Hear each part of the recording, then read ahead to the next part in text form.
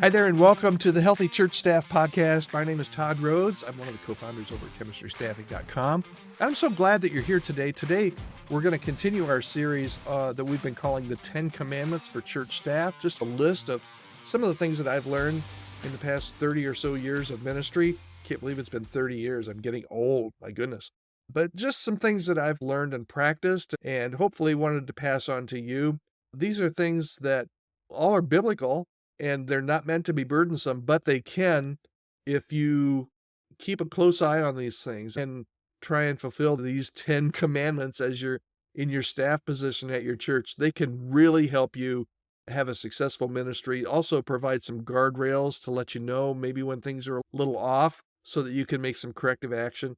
The goal here is to help you to have a long and healthy ministry at your church. So let's dig right in. Today, we're on commandment number 9. So we've already talked about 8 of these. And if you missed any of those 8, just go ahead and click subscribe, and you'll get access to the first 8 episodes here on the podcast where we talk about the first 8 commandments. And there's some really good stuff in there, I think. But today we're going to talk about commandment number 9. And commandment number 9 is be teachable.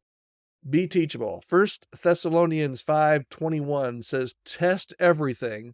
The King James says, prove all things. Hold on to what's good and throw out everything that's bad.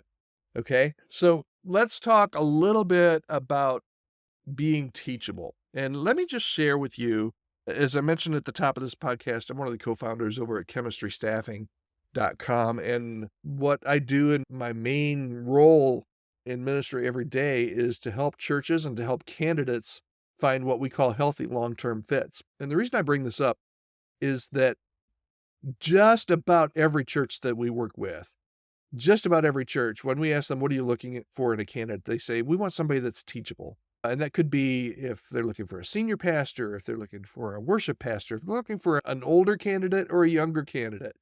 They want somebody that's teachable. Everybody wants somebody that's teachable. That's why it's really important and this is important whether you're just starting out your ministry career, whether you're 20 years old or 22 and just graduating from college or seminary and entering that first full-time ministry role, or you've been in ministry like me for 30, 35 years or longer.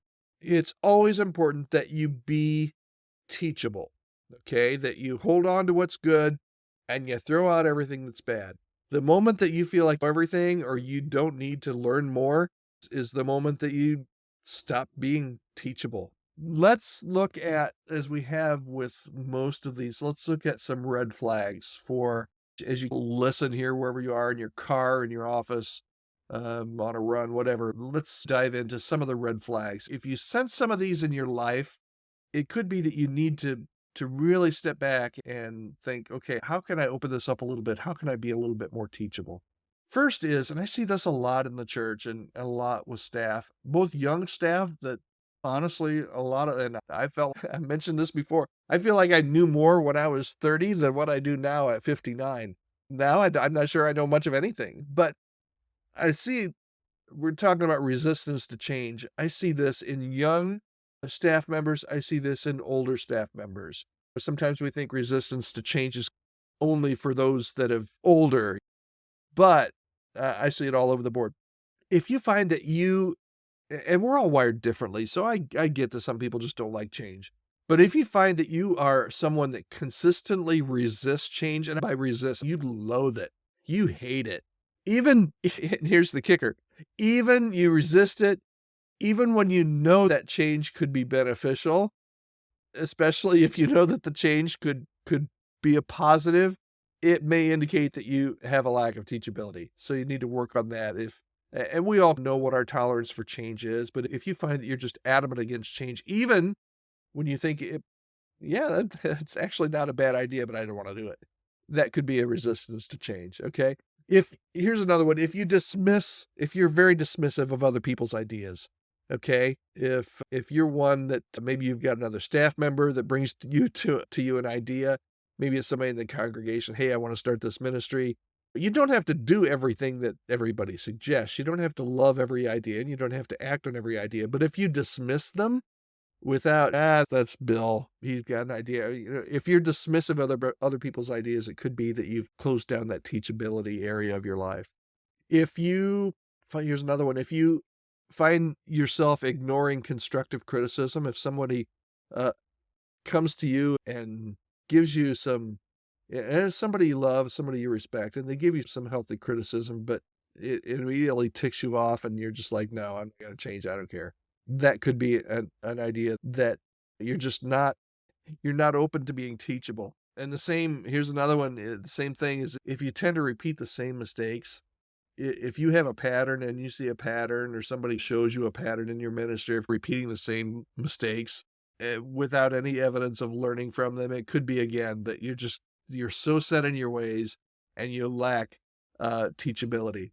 And then finally, here's the last red flag. And this is, I think it's pretty easy to know, to self-assess on this, but how are you doing? How are you doing spiritually? How are you doing with your leadership? Is there a lack of growth there? Is there a lack of personal or ministry, even professional growth over the area? What books outside the Bible are you reading? What conferences are you attending?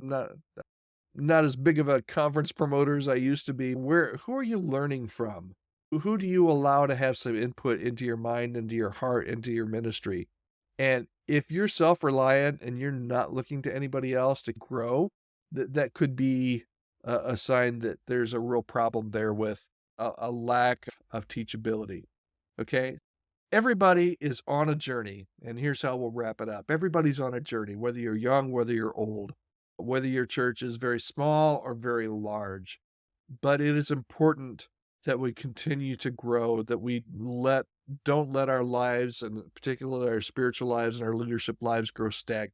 And if you find that you're just not open to other ideas, or you're not taking time to see what's out there and what other people are doing and find some people that you can respect, that you can learn from, you're really hurting yourself at this point, and it's going to result in just kind of a stagnant and boring existence for you. Maybe another way to say this would be teachable, but be curious.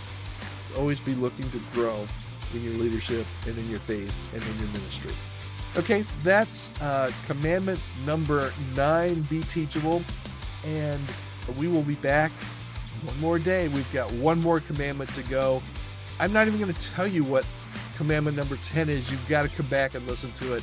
But come back tomorrow, and we will do commandment number 10. If you have any questions at all, you can always reach out to me at podcast@chemistrystaffing.com. Podcast@chemistrystaffing.com. All right. Have a great day, and we will talk to you tomorrow.